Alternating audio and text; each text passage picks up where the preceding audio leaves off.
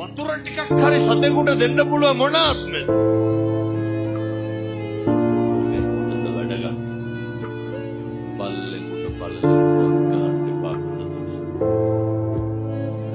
සතෙකුටවත් හිංසා කරන්න එපා. මම දැකලා තියෙනවා පාරේ යනකොට සමහර බල්ලෝ පන්නන් දෙනවනේ. අනේ මිනිස්සු එකට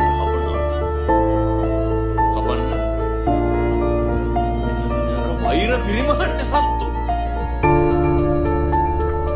සත්තුන්ට ඒවත් තේරෙන්නේ නැහැ.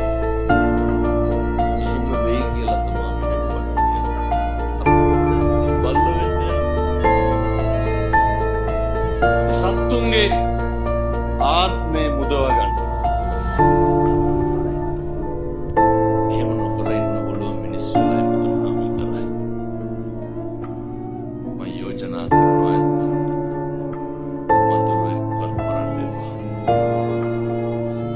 මේක නොකර ඉන්න පුළුවන් මේ ආත්මෙ විතරයි.